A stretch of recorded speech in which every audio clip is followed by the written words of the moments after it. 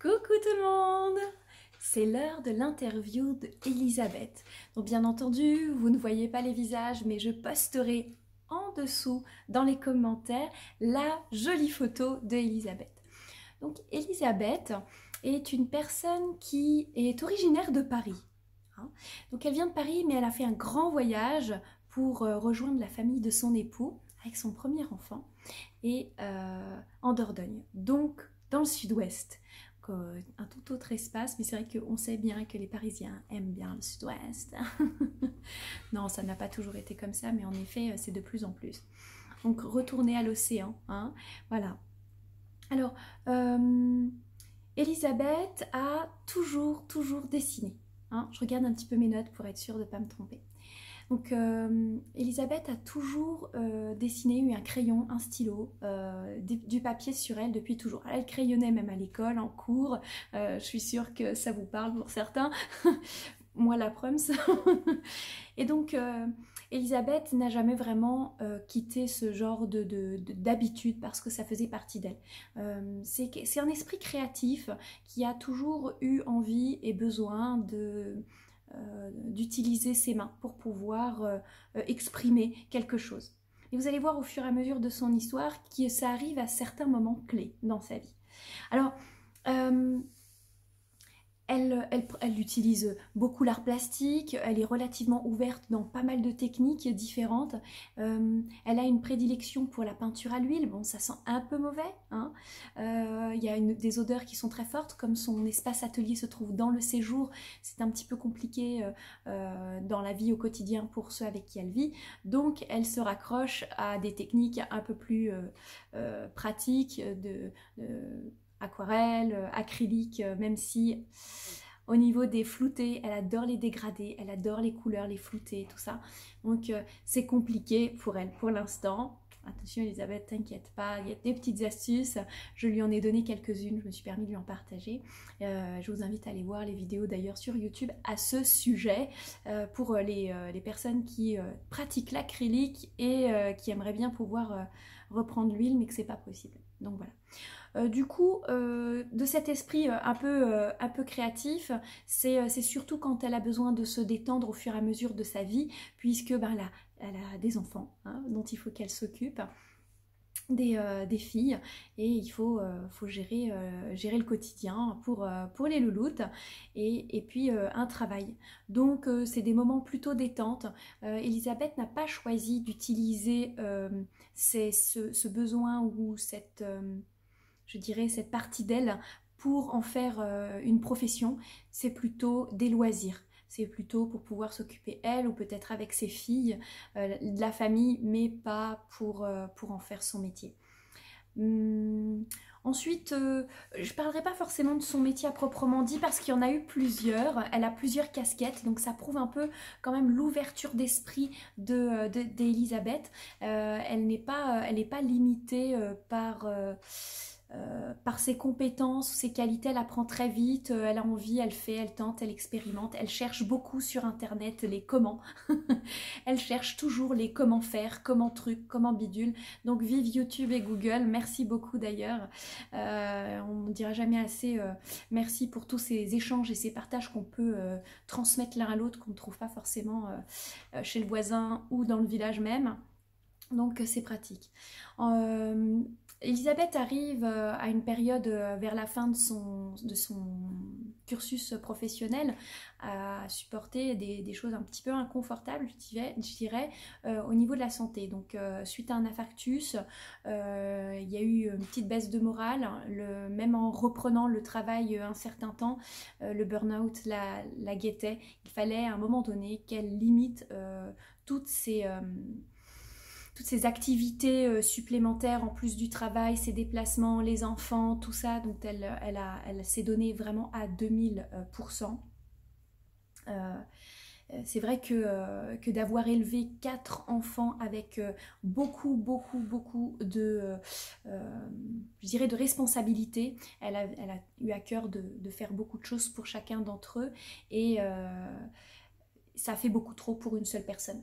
Donc, à un moment donné, le cœur finit par lâcher, l'esprit aussi, et donc trop c'était trop, la retraite était pas loin, donc elle a pris une retraite anticipée. Ce qui lui a permis de reprendre un petit peu la peinture, mais par pulsion. Et je vais le répéter encore, vous allez voir, c'est que quand elle a eu des moments relativement inconfortables et très forts dans sa vie, que l'art a repris le dessus, ce moyen de pouvoir se renourrir est revenu pour pouvoir lui permettre de renaître en quelque sorte, ou du moins évacuer, je pense. Et de toute la discussion qu'on a eue avec Elisabeth, elle n'a pas lâché une seule fois la banane. Elle a eu le sourire du début jusqu'à la fin, elle a eu une certaine résilience, j'ai envie de dire, parce qu'elle en souriait, et il y avait toujours de la rigolade derrière, elle a tout transformé oui, en rigolade. C'était pas grave, c'était voilà, c'est comme ça, c'est passé, et puis il y a eu ça en fin de compte, et beaucoup de résilience pour Elisabeth. Donc je comprends mieux quand elle termine ses phrases avec des émoticônes de fou rire, que c'est vraiment, c'est vraiment le fou rire derrière en fait, à la fin de sa phrase, avec la grosse banane. Et voilà, il y a eu d'autres moments très inconfortables, mais je pense qu'on les a tous vécus dans notre vie. Le gros boulet, elle a subi aussi la perte d'un être cher, son beau-frère, qui était très important pour elle. Il y avait une belle symbiose entre eux, et il a décidé de partir. Et suite à ça, il y a eu une grosse reconstruction pour lui rendre hommage. Et même si le choc était là et qu'aujourd'hui elle a des difficultés à exprimer par le corps, par des larmes, des choses émotionnellement fortes, bien malgré tout, elle s'est mise à retrouver ce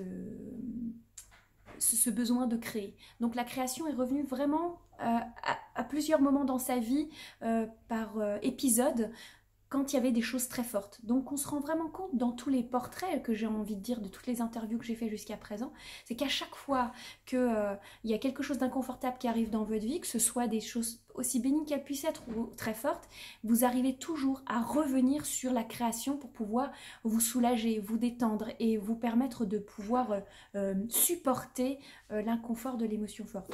Bravo. Vous voyez, on va dire que la culture et la création et l'art n'est pas un domaine non essentiel.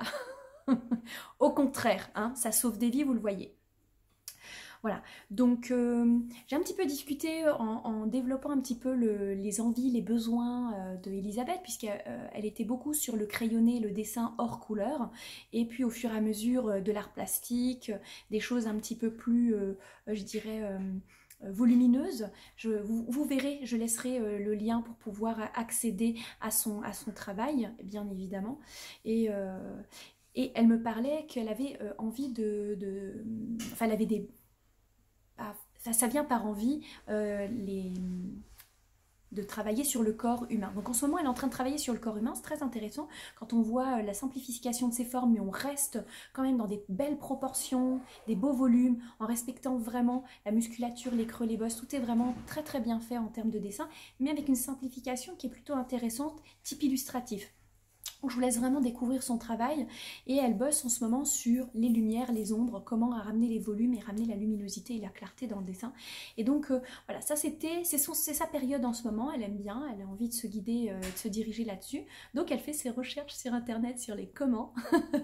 Très intéressant en effet de voir votre manière de procéder pour pouvoir trouver les informations et qu'elles vous soient utiles pour le développement d'une idée, d'un objectif, quelque chose à créer.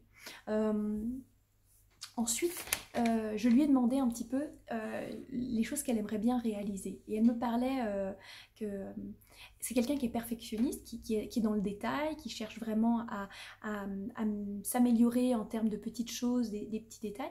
Et elle aimerait bien pouvoir créer quelque chose de grand, hein, un tableau de 1 mètre par 1 mètre, genre de la fresque. Je pense que ça va parler à certains d'entre vous, évidemment. Et donc la fresque, ça lui parle, et elle aimerait bien pouvoir travailler sur un grand format. Alors, bon, forcément, ma question, elle est... Qu'est-ce qui t'en empêche en fait? Qu'est-ce que t'attends pour le faire? Si cette envie elle est là, il faut y aller quoi, il n'y a rien qui t'en empêche.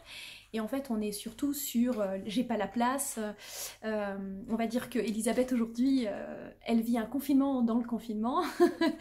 C'est un petit peu compliqué à expliquer en détail dans cette vidéo, mais en effet c'est compliqué d'arriver dans son séjour avec une toile de 1 mètre par 1 mètre pour pouvoir peindre et devoir après le stocker pour laisser libre cours à la vie des personnes avec qui elle vit. Donc c'est compliqué. En effet, mais on va trouver des solutions. Je lui en ai suggéré quelques-unes. Maintenant, ça prendra le petit chemin que ça prendra. Peut-être qu'il y en a d'autres qui vont en découler des propositions que j'ai faites. Et qui sait, peut-être dans quelques semaines, on va découvrir la première création de Elisabeth de 1 mètre par 1 mètre. Vraiment, je te le souhaite parce que plus c'est grand, plus vous apprenez. Plus c'est grand, plus vous allez sortir de vos habitudes de rester dans le petit, dans le côté scolaire, où on a l'habitude de tenir son crayon de cette manière-ci. Alors je tends des fois à vous dire, éloignez vos mains du bout du pinceau. Là, tu n'auras pas le choix, Elisabeth, il faudra vraiment que tu achètes les pinceaux de 40 cm. Voilà, à un moment donné, voilà. Mais c'est vrai qu'un tableau d'1 mètre par 1 mètre, on rentre plus dedans, on y met plus de l'émotion parce qu'on est sur une échelle humaine. Et donc, c'est tout le bonheur que je te souhaite, c'est de pouvoir vivre cette expérience. C'est vraiment génial. Moi, je ne peins plus que en dessous de 80 par 80, ça devient compliqué pour moi. Je le fais, hein, bien sûr, mais 1 mètre par 1 mètre, c'est juste que du bonheur. Puis plus ça peut être grand, plus c'est agréable.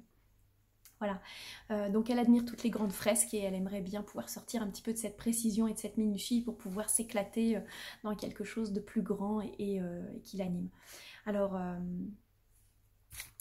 j'ai envie de dire que on est sur la fin et il y a un magnifique message que Elisabeth aurait souhaité délivrer à quelques-uns d'entre vous, à quelques-uns, à la team, j'ai envie de dire. Donc vous avez compris, c'est bien de vous dont je parle. Et j'ai trouvé ça très très beau parce que ça venait vraiment du fond du cœur. Autant elle a souri du début jusqu'à la fin, autant elle a rigolé. On a eu des fous rires, hein. C'était vraiment vraiment très très très rigolo. Donc Elisabeth est vraiment quelqu'un de très très drôle et qui a vraiment la banane. Tout, hein. J'ai même vu le jardin, l'espace vert dans lequel elle vit avec de l'art. Elle a même des créations dans son jardin, c'est génial. Elle